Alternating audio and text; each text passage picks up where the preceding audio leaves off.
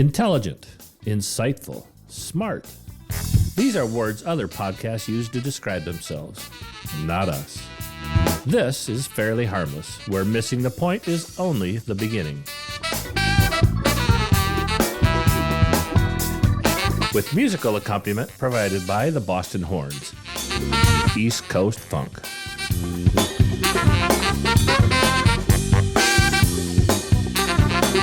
Please enjoy Andrew and James. Hi, this is Fairly Harmless. We're Andrew and James. Coming to you live from downtown Raleigh. Coming to you live from downtown Apex. Coming to you live. Live from the Oort Cloud. Back to our huge tangent. This all started with me trying to explain to James because we took a short break to eat food with Grey Poupon mustard. Yes. I'd stumbled upon, they would give you two sauces. One had ginger in it, and I don't know what else, and it was absolutely delicious. And another one was tangy, and I discovered that was actually Grey Poupon mustard and soy sauce. Really? And so, do you think there's a store that, like, do you think like Harris Teeter? And just so you all know, Harris Teeter is like the, not to go off on a huge tangent here, but there's like Food Dog, you know, which is Food Lion. There's Aldi. There's Lidl. There's Trader Joe's for those certain class of folks. Fresh Market, which is very good, I might add. Yes, it's and Lowe's Foods, which is a good step between a Harris Teeter and a Fresh Market. But yes, so the Harris, your opinion in terms of grocery store rank. Yes, and I'm going to leave Whole Foods out of it, because I don't like Whole Foods. I especially don't like them since Amazon bought them.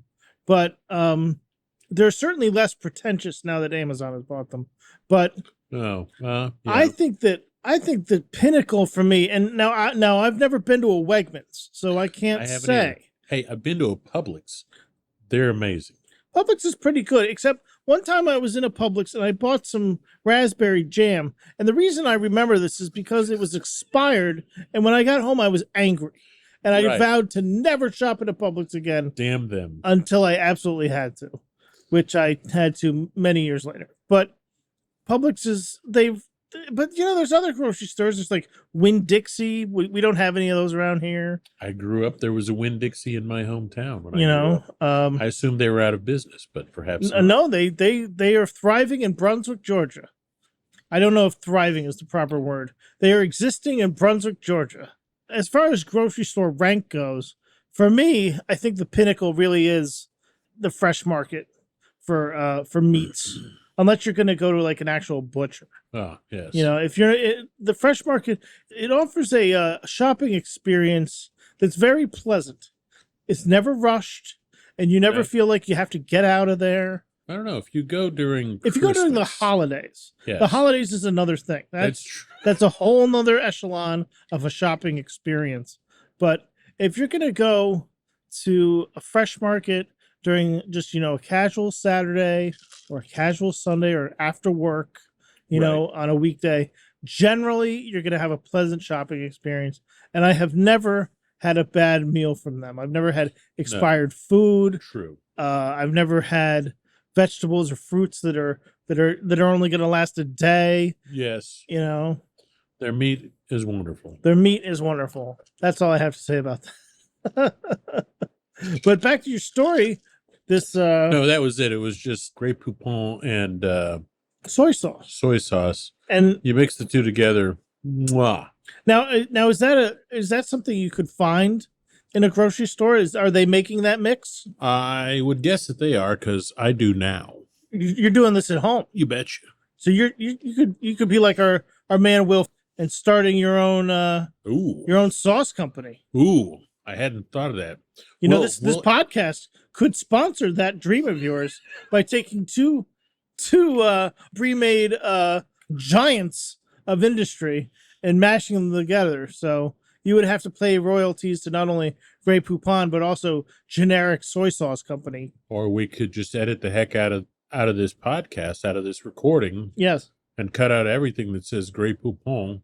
You could also have this I tell you generic what, mustard. right now I'll say mustard. Mustard, And mustard. once I learn how to edit, I assume it's possible for one to take a snippet of something and place it in a Elsewhere? portion in the recording, correct? Oh, yes, very much so. So let's say it mustard. And Mustard. Yes. Mustard. You could. This could be your jingle. You could do soy sauce, mustard, end statement. Soy sauce, mustard. I thought so. I was really a fan of last week's recording, except for somebody who shall remain nameless. Who that fool was. Fooled around with the knobs in the production software and ruined the audio. As we learned, kids, knobs do things. Hey, if you don't know what it does, touch it a few times. You'll figure it out, especially when you go to listen to it in post. Is that better or worse? Better or worse? That'll be the Fairly Harmless Lost episode that I promptly deleted from the computer. If it's floating around anywhere, then whatever. So I like what you've done tonight. I haven't done anything. I just plugged in the stuff and we ran with it. Maybe my ears are less broken. I don't know. I like this time that we're recording. I have less anxiety during the nights when we're recording. But I like this idea of you starting your own sauce company. It could be a lot like the sriracha guy. The sriracha guy, he started this company out in California. He hasn't ever trademarked any of the sriracha names. He lets people freely use his logo. I mean, he just doesn't care. And I mean, that's why now if you go to like a Harris Teeter or you go to a Lowe's Foods or Food Dog or whatever, supermarket is in your area, you'll see things now like Heinz Sriracha. Like that sriracha is not trademarked. Really? So, which is interesting. I was watching one of my new favorite.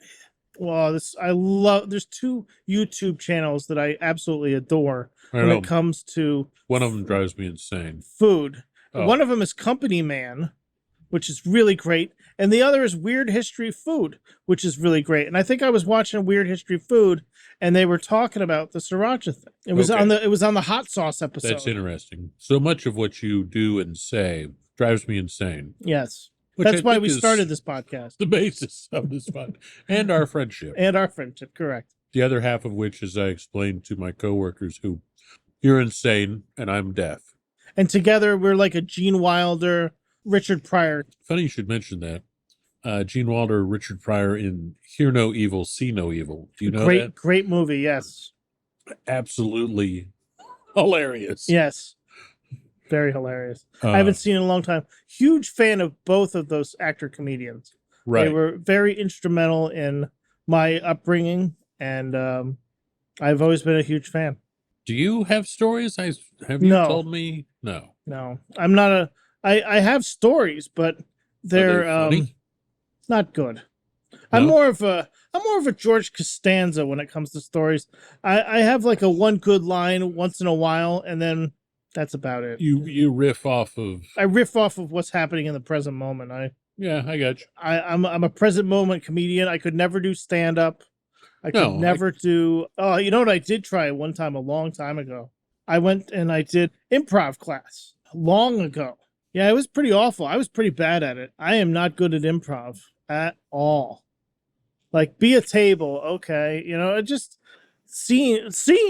It was terrible. Here's 3 young students at a bar, and then it was like that great show Whose Line Is It Anyway, but just like a train wreck. I was watching a bunch of amateurs and myself, and I thought, it'd be really good if I wasn't here. Not for nothing, folks. There's a good reason why we have chosen audio media. The audio approach. I have a great face for radio. There's no doubt about it. It's like a podcast with ASMR mixed in. We're gonna do some snaps. You have still not watched or looked into this at all in your off hours. The auto sensory meridian response. I have. I watch. Is that what it is? Auto sensory. Something. It is meridian response. Autonomous sensory meridian response. So. I've watched videos that purport to be ASMR. It's about soft talking, like, oh, we're gonna talk. We're gonna open a box today. I mean, it doesn't have to be. I mean, it doesn't have to be. The one that I watch is a dude. He is Swiss. It's him using his bushcraft skills to go camping in the snowy forest of Switzerlandia or Norway or wherever the hell he's from. But he does not speak at all. Zero. My guy's name is Asborn Olsen. Yeah, neat. I'm going to subscribe. He's cool, man. I've got like 300 subscriptions. I have a little bit of a problem. I've got less than 10. I got a little bit of a problem. Yeah, no kidding. Folks, I hope that James's problems become more self-evident as time goes on. As time goes on, we were having discussion about how we manage our investment in this podcast, whether it's successful or not. We've invested $450 a piece now. Yeah, probably around $500 total. $500 a piece. Yeah, probably about $1,000. So the podcast, I've kept it really, really, really under wraps in my personal life. I've told maybe 5 people. You told. I'm getting to this. Okay. Before recently, we actually recorded our first episode. We still haven't released to the public. This is technically episode 2. Yes, we invested a lot of money in this so far, which would $1,000 is a considerable investment, no matter what. I haven't told a lot of people. The first time that I actually started telling people was when we had the stickers produced. The logo is great. Yes, and our good friend David did a fantastic job on the logo. And it occurs to me, well, I have it right here. Dig a couple out. Here's some right here. I need to hold on to for the Fairly Harmless scrapbook.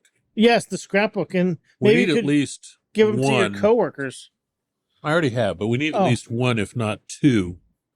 You know, it's our history. It's our history. Yes. Today's debacle, if you will, with my purchasing power was that your coworkers and our friends have, well, now that they've heard that the two yahoos, we talked about this have before finally we ever began, that we would allow people to join us on our podcast. We would interview them. We would interview them, and I don't know if segments is I don't know if dating it's going to be advice. more interviewing or more of just this. I don't know if this constitutes interviewing or if it constitutes sure 3 or 4 people sitting around discussing life, which is probably just good enough. I don't know if it has to be funny. I think that was the original aim of the podcast, was that the fact was that you and I both find each other very funny. Well, and other people do too. They do. I think that we're funnier when we, as you said, when we can riff off of what other people are doing. Right. And maybe that's where the podcast will really take off, is when we can get a third person in here and really go for it. I enjoy laughing. I do. And I enjoy making you laugh. I really enjoy making your wife laugh. It takes a little work. It feels like, to me, you know, she's a little tough. She's a little tough. It feels like if I can get her to laugh, then I know it's funny. You and I are both shoo-ins for laughter. We know laughter. So because we have the friends that are now ecstatic about the fact that we have a podcast that has yet to be released to the internet, one of my friends said to me, he said, "I got your sticker, looked for your podcast, couldn't find it." And I said, "Well, that's because we haven't put it anywhere yet, because we can't finish editing the first episode." But he said, "True? Oh, this is true. It's loaded in my search software, so it automatically pops up." He said, "I want to be on the podcast. You know, I want to be on that thing." And I said, "Great. It'd be nice if we could record more than just the two of us." Right. And I looked up our piece of hardware that we bought for a very reasonable price, that we originally thought was broken because we don't know. It didn't come with a manual because we got it secondhand. We thought that the person that sold it to us months ago in a parking lot gave us the bum's rush on it. But it turns out my daughter, who's an audio engineer, was able to fix it. And that's how we've been able to record. I went on the place where you look for used components, eBay, this morning and 3 a.m, which is a reasonable time to be shopping on the internet. Soon you get your best deals. Best deals on the internet. I saw another one of these exact devices for $100. And I said, and it said it had been posted less than 24 hours and it already had 7 watchers. And I thought, I better pull the trigger on this. Are you trying to tell me that you made a time machine out of a Focusrite 8i6? Yeah, I figured if you're gonna make a time machine, you might as well do it with a little class. So it's an 8i6. I misunderstood. I thought it was like a... No, it's not a Solo or anything like that. It's another one of these. I thought it was the next step. So wait. So I did do that. I did look. What is the benefit? How do we... Well, here's what we're gonna do. This machine, this MacBook of mine, has two USB-C inputs. Ah. So we can plug another one of these in and have 4. Count them 4. 2 more channels. 2 more heads and 2 more mics. So we're just going to have to get a bigger table or move it out into the middle of the room or get rid of your bed. Or the road. Yeah. Or the road. Or find a place. The reality is that assuming that it works, which is highly, highly sus for $100. But if it does work, then we would have saved somewhere in the neighborhood of $300. So you can take it to your daughter, Sonny. And assuming that it works, it will have been a steal. And when it doesn't work, I can turn around and sell it on Fleabay for $90. I'll give them a discount. No worky. No discount. No, you sell it for... I sell it for what I got it for. Broken, doesn't work as is. So we can't make reference to pre-existing properties. I don't know. I mean, here's the thing. I mean, I was sitting there with a friend of mine last night. He was telling me about how his daughter was in a tap dancing competition earlier that day, and they had right. I was there for that. You were there for that, and they had a song. And it was on YouTube, and it immediately got the copyright strike, and they pulled the video. And I don't know if you can talk about copyrighted stuff on podcasts. I mean, we looked up that you can't talk about swearing. Trademark. Copyright, trademark. I know it's copyrighted, but I'm going to say it wrong. Copywritten. Because copyrighted sounds bad. And my, what did we say? Cussing, no cussing on the podcast? What the fuck are you talking? What does this have to do with? I'm lost in translation right now. Copyrighted is grammatically incorrect. I see. You're correcting my poor language. Again. Unfortunately, folks, you can't see my eye roll there, but it was very, very I can't obvious. help it. My mother was an English teacher, and you think you get corrected? I got corrected every day of my fucking life until my mother, God rest her soul, left the bonds of earth. She didn't die. She just went home. Like Elvis. Like Elvis. Like Elvis.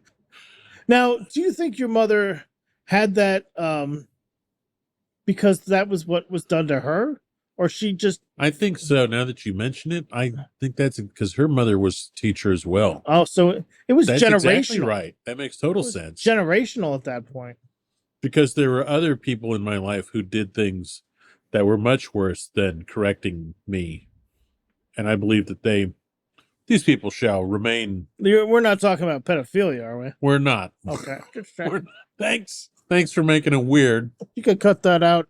Yeah. No, when you learn how to edit the audio, you can cut that out.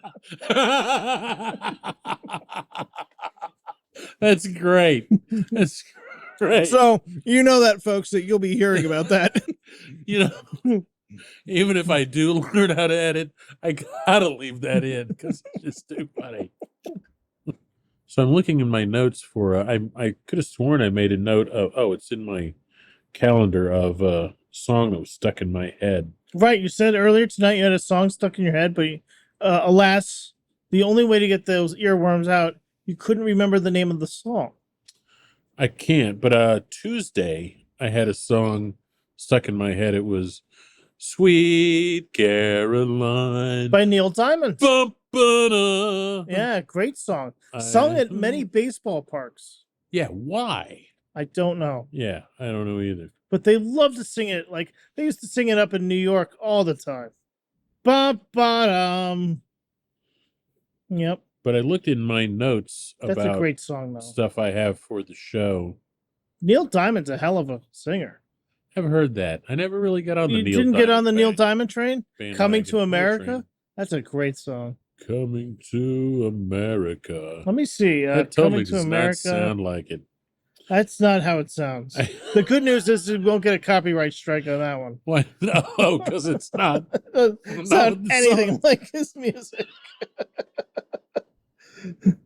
The song stylings of Andrew. It's gonna be like a lounge singer, you know. Oh no, I was looking in my show notes about Cracklin' Rosie. That was another great one by him. You don't celebrate his entire catalog like I do. I did not know his entire catalog. No, the last entry I have on my show notes is I didn't choose the Thug Life. It chose you. The Thug Life chose me. Oh my God. Is that not the same way for me too? If anything about my life that says thug is, I mean, it's obvious. If it's You look- anything, it's everything. If it's anything, it's everything. I mean, you look at the two of us and you think, those are straight thugs for life. Straight thugs for life. It's I was- funny, if we're talking about things we wrote down for the podcast, if you recall earlier in the week, we were having quite the discussion about the monkeys that they shot into space. I do remember that now. And you asked me the most blatant question, which I thought was hilarious. They retrieved those monkeys, right? And I said, "Oh yeah, they came back to Earth alive." And then I thought about it and I thought, no, you're right. The monkeys, they were sacrificed. Yes, much like that car that Elon Musk shot into space.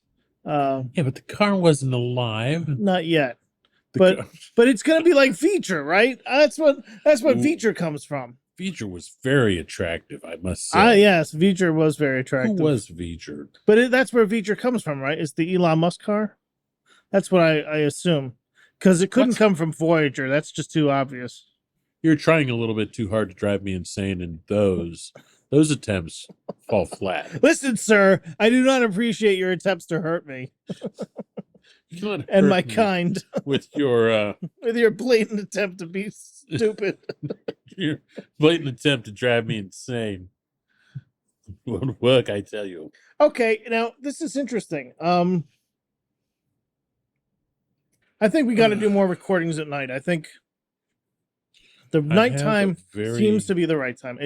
I should be doing laundry, but I think I'm going to blow off church for the 7th or 8th week in a row. God's okay with it.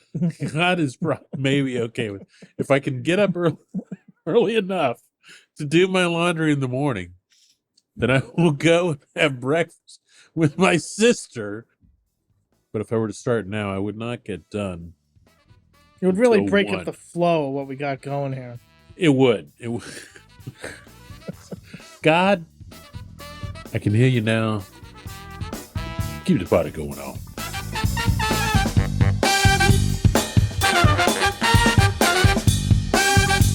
Once again, this has been Fairly Harmless. Missing the point on...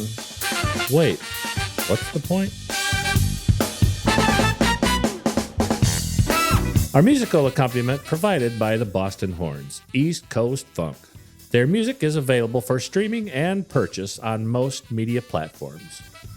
For Fairly Harmless, this has been your announcer, Fast Eddie.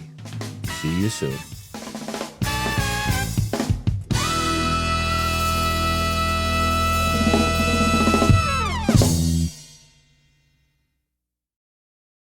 Intelligent. Should I say it that way? Intelligent.